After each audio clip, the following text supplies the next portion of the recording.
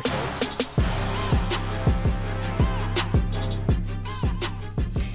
Hi, welcome back into KARE 11 Sports Plus. I'm Julia Daniels. Of course, Reggie Wilson is out on paternity leave, so we've got Nasser Akelvey back in with us this week. Next best thing. Yeah. Next best thing. Sure. We're going to be talking a ton of hoops today, maybe a sprinkle of baseball, but obviously a ton going on with the Lynx and the Wolves.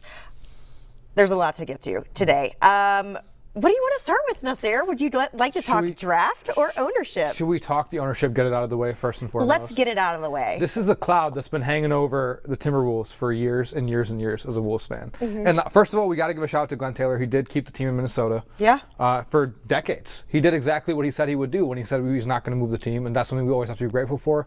That being said, I know as a Wolves fan, allegedly as a Wolves fan, and I know a lot of other Wolves fans who would probably said they're Wolves fans have kind of been waiting for this day for a long time. It's not completely divorced from the fact that a certain Minnesota Timberwolves Legends jersey is not where it should be, and he is not kind of where he should be right now, and that kind of opens the door for hopefully KG, the big ticket, coming back into play a little bit for the Wolves. Oh, you're not talking about Ricky Rubio. Well, Ricky Rubio. Everyone knows and loves Ricky Rubio. There's no controversy with Ricky Rubio. Let's be very clear. I'm just kidding. Yes, absolutely. I think a lot of people are hoping that the bad blood between KG and the organization will go away with this new ownership that comes in, obviously. People want to see him back at Target Center and then potentially the new arena that they want to be putting in. So that's something that I had conversation with Alex Rodriguez about that during the Western Conference Finals. Was he said, yeah, we want, this is a new era, right? We want to put in a new arena. That's something that obviously there's levels to this, guys. There's levels to this. So let's not get too ahead of ourselves. But I'm excited for the Wolves. I feel like you said, they were kind of stuck in this limbo spot. And then obviously there's the drama that comes with it. And then there's a gag order so that people don't really know what's happening with everything. It's all very secretive, but it's not like they're trying to keep anything from anybody. And that's what I really do like about this new ownership group too, is they're very open about what they want, what they expect, what they're hoping for, and changes that they're looking to make. They don't want to, guys, don't worry, they don't want to take the Wolves out of Minnesota. Did they promise? They have promised that they're not going to take the Wolves out of Minnesota. But they did say, they do want to put in a new arena. Now, obviously, you have to figure out where that's going to be, how it's going to be funded, all of these different layers to everything. But I'm excited for this ownership group to come in. I think that it helps, and not to dog on Glenn Taylor in any kind of way, but Glenn Taylor's older, and it was time. He didn't do a ton with the 31 years that he owned the team, right? I mean, you can't discredit the guy too much because it's Glenn Taylor, and he basically, he's the reason that the Wolves are alive and well and existing. But it was time. This is time for a younger group of owners to come in to build relationships with these players, especially when you have a budding star like Anthony Edwards, and you need, maybe somebody who relates a little bit to him, in the fact that you have Alex Rodriguez in here now, and he's spending time with these players. He's at every home game. He's there showing face. He's at practice. When we were covering the Western Conference Finals, he was at practice every day that we were there too. He's on the court with his team. He's talking to everybody. He's involved. And so that's something that I think we see more and more of when it comes to new owners that are taking over different pro teams nowadays. And it seems to be working pretty well. I agree with all that. And then one more thing I want to add to that is you kind of look at the Wolves last 2 years in a different light when you realize they've been going through this very bitter arbitration process, this very bitter divorce between Glenn Taylor and Alex Rodriguez.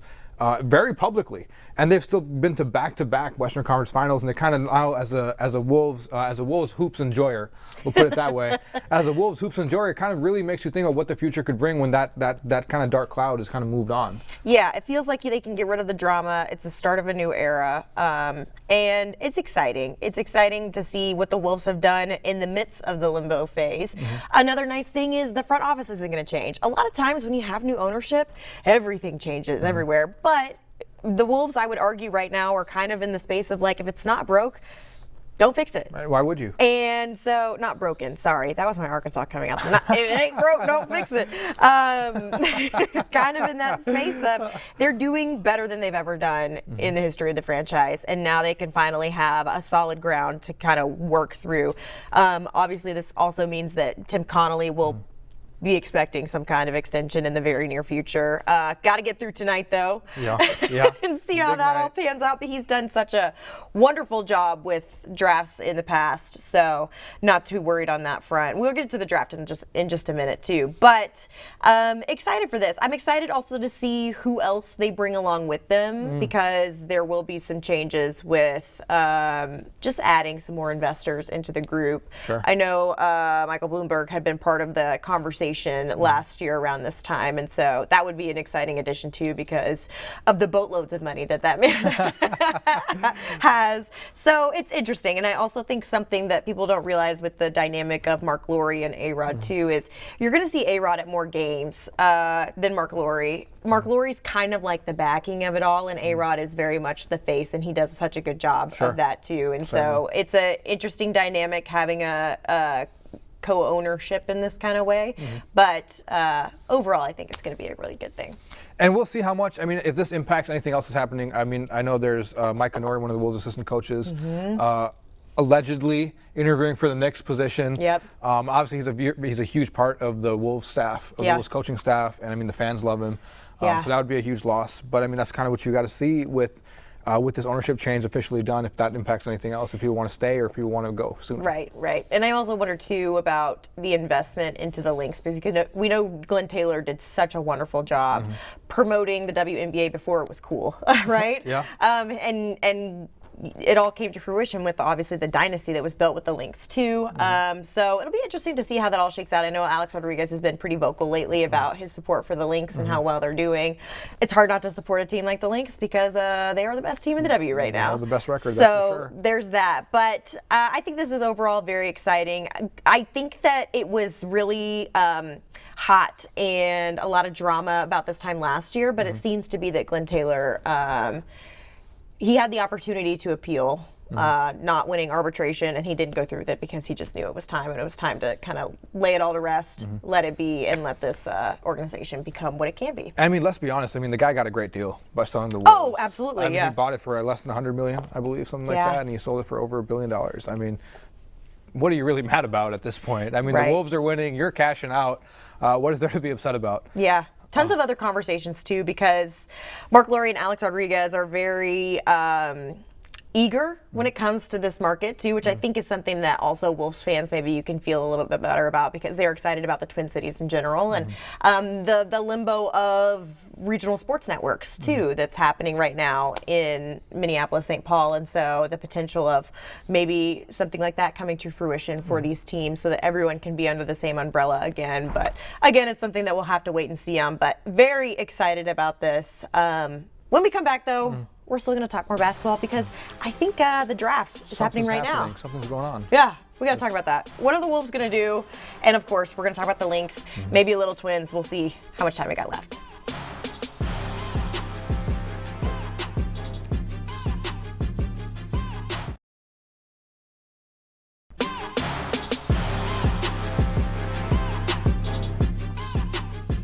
Well, welcome back, everybody, to KARE 11 Sports Plus. Thanks for joining us this Wednesday and every Wednesday if you're here every Wednesday, because we have a pretty good time on here. You should be. I'm Julia Daniels, Nasera Kelvy, in for Reggie Wilson while he's out on paternity leave.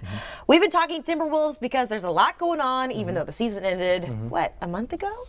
About a month ago? Feels like longer, to be honest. Feels like a lot. Feels like a really long time ago. I remember Julius Randle turning it over against the Thunder. Yeah, that was rough. Hey, but you know what? If you're going to lose to somebody, you might as well lose to the champion. Whatever. Right? Yeah. Whatever. All right. Well, we got to talk about the draft because the draft is, as we speak, happening right now. What's going on? What's going on?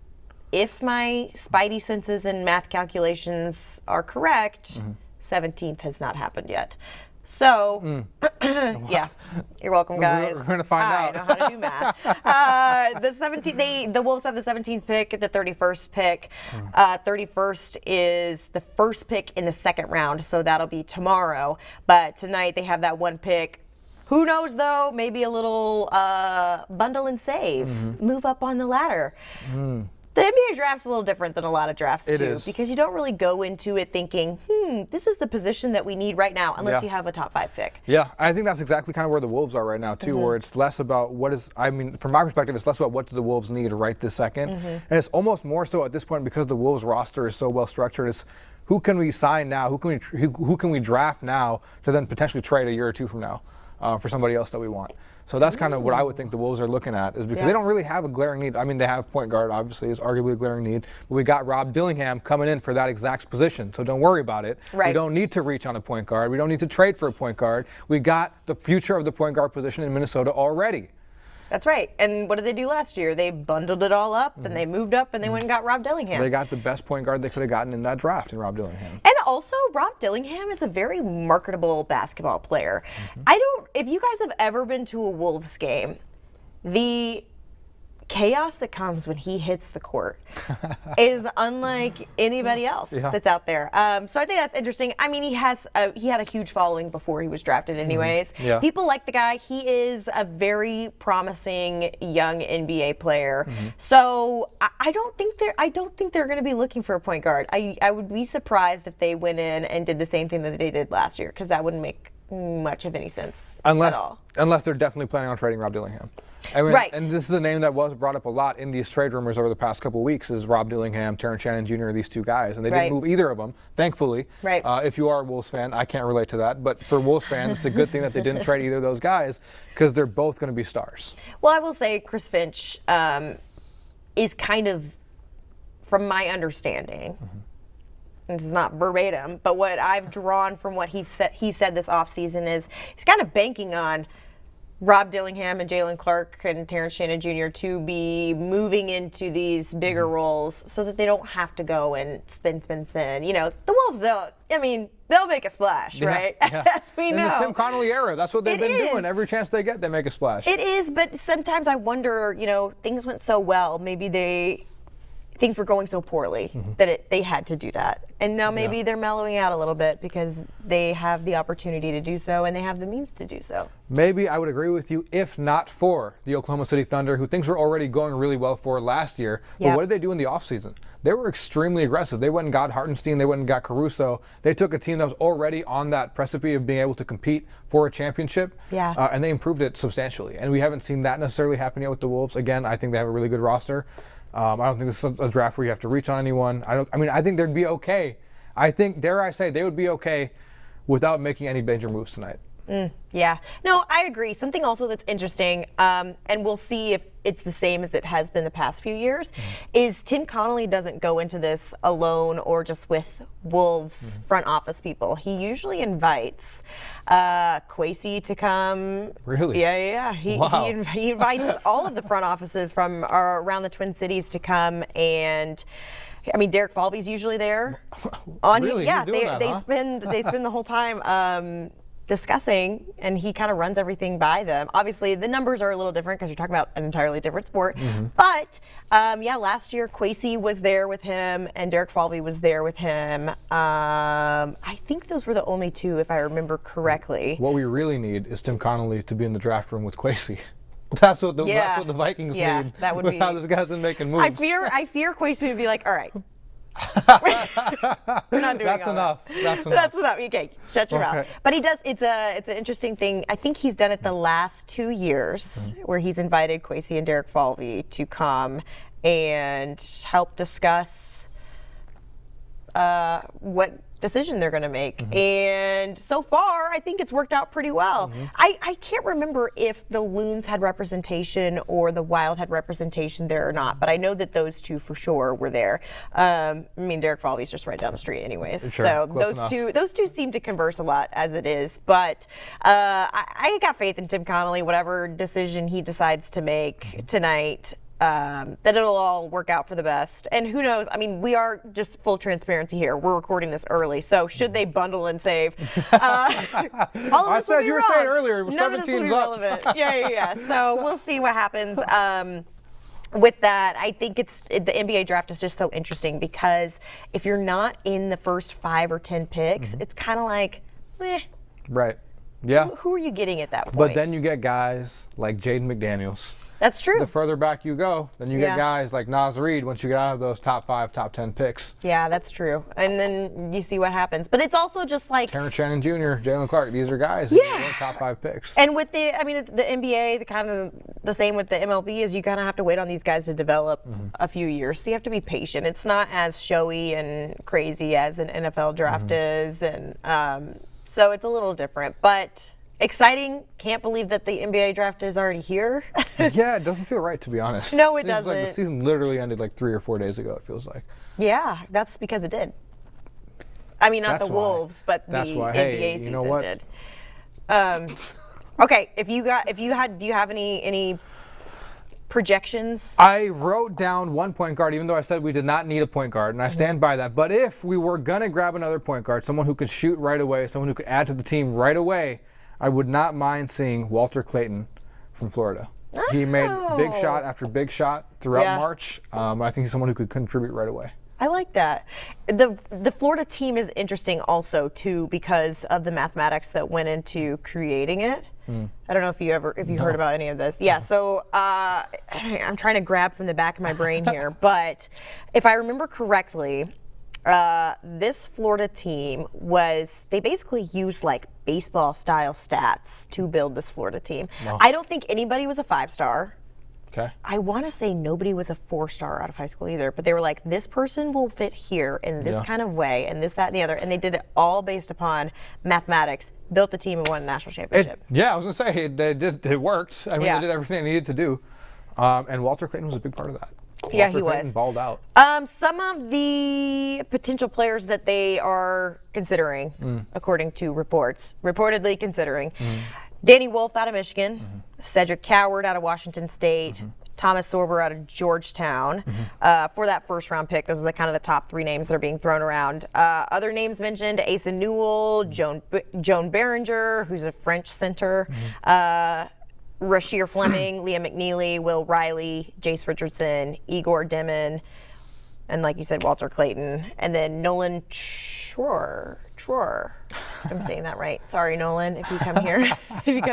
But yeah, it'll be interesting to see how the draft plays out tonight. Of course, we're going to keep you updated right here on KARE 11. We've got full coverage all night long, and at the 10 p.m. show, I will keep you updated as to what happened with the Wolves there. But coming up, we're going to talk about the ladies. We have to talk about the Lynx. They're just so good. So stick with us.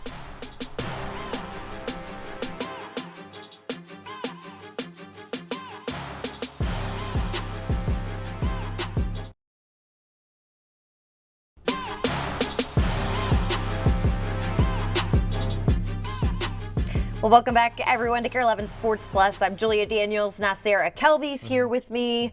We were talking Wolves, but we got to get to the ladies' side of things. The Lynx, best team of the W, but last night was a little rough. For those that didn't watch, they played the Washington Mystics and lost by 4 points, 68-64.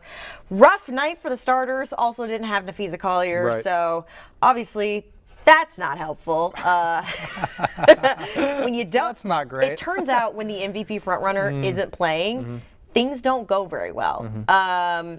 We should say, though, that is kind of when you figure out what the team is made of, is when the superstar player is not playing. Yes. And the Lynx had been able to win games without her. I mean, they finished the game that she got hurt in without her, and they ended up winning that one. And we're going to see when she comes back, because they got a big game coming up against the Fever soon. That's right, they do. July 1st, they've got the Commissioner's Cup final. We'll see. Trying to become back-to-back. Trying to go back-to-back with it. Yeah. And if they do go back-to-back, they'll actually be the first team to go back-to-back at the Commissioner's Cup. And it's at home. Yeah. They got, So.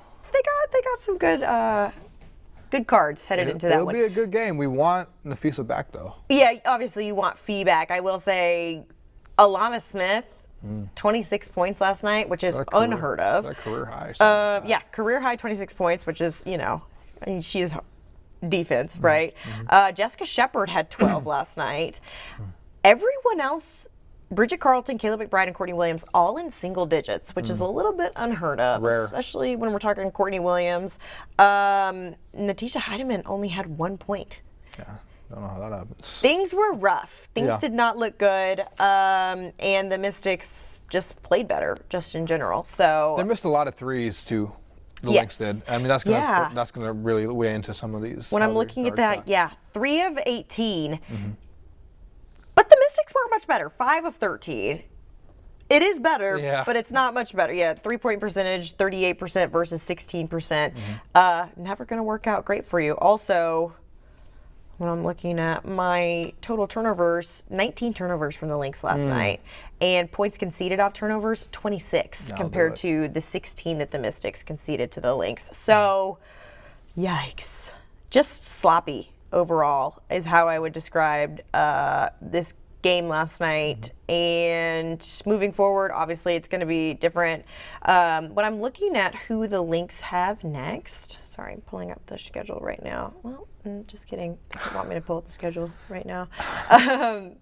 We know in a week, basically in a week. They've got Atlanta next. So that I feel bad for Atlanta. I feel bad for whoever's playing the Lynx after a loss because it's always brutal. I mean, we saw them lose to Seattle. They went and beat LA 101-78, and in that game, Fee had 26 points in the first half, and so did the Sparks. Wow. So no Fee this time, though. We'll see how the team bounces back without its leader. Right, yeah, we'll see. I mean, they got 2 days to get ready for that. Still the best team in the W. I think it's just hard when your starters aren't putting up points like you expect them to. And in order to win a basketball game, you do have to put up more points than the other team. Yeah. That's one of the key elements of basketball game is, and people overlook that all the time. Is like when it comes down to the keys of basketball one of those is you got to score more points than the other team scores. And I will say as well too Fee is the key to making sure that this offense goes right. She is kind of their commander in chief when they're out there, and they didn't have as many opportunities because they didn't create as many opportunities for themselves to put up points. So it's something that they've got to figure out. Somebody has to take the lead when it comes to the offense, and you cannot expect Alana Smith to be that person ever in eternity, forever and ever. Never expect Lan to be that person. Caitlin McBride, I mean, she's been doing better recently. Yeah. Specifically, I mean, shooting wise. So I mean, when you sometimes you just have an off night when you say 3 of 12, was it 3 of 12, 3 of 18? Yeah. Anything like that. I mean, those individual numbers are going to suffer a lot, and that's kind of what you saw there. As long as they can get their heads right, as long as they can figure it out before the Commissioner's Cup, that's when a lot of eyeballs are going to be on the Lynx, and that's when we want them to shine as bright as we know they can. Right, absolutely. Just to touch on the Twins here for a second. Twins lost to the Mariners last night. I was actually at this game. God. They're so close. But the pitching is just really bad right now. Things are rough. The Twins are not looking their best. They're in yet another slump right now. And I think that it is time for Twins fans to be worried. Wow. It's time. We're midsummer, and nothing about what we're seeing from this team is promising besides Byron Buxton, and he can't do that all on his own. So it's nice to see Buck have a, knock on wood, a healthy year. But if the rest of the team can't get it done around him, then, what are you going to do? Yeah, dude, I don't know. I mean, last week we talked about this. I said the Twins are in a twilight zone, and now it seems like they're just completely falling off the edge. Yeah. And it seems like their season is just, I mean, at least for the last, I don't know, what do you want to say, 15 games, 10 games, it's been going straight downhill. I mean, they're lucky to catch a break and win one at this point. Yeah. And the way they're losing these games, it's hard to understand. It's hard to comprehend. Yeah, I mean, last night they are all tied up in the top of the ninth, and Joan Duran loads up the bases with 1 out. That's not helpful. I love him though. I know. I love him. Everybody loves him. I love him. He can do no wrong in my eyes. It's been a rough go for the Twins, and I just don't know what to expect from them. I don't know if we'll see a postseason from them at this point. I'm just not hopeful for any of it. And Twins fans, unless you want your heart absolutely broken in a few months, I would say don't get your hopes up either, because things have not looked promising. Who knows, though? The Twins like to go on like a run there about July, August, and convince everybody that it's all going to be fine. They're up for sale, if I remember correctly. Yeah, if you guys have a few billion dollars. Alex Rodriguez is looking to invest some more money in Minnesota sports. Go make some splashes. Do something for the Twins, please. They need some help. They do need some help. Something has to change. we'll see what that is. But that's all we got for you today for KARE 11 Sports Plus. Thanks for joining us and joining us every single Wednesday. We will see you next week.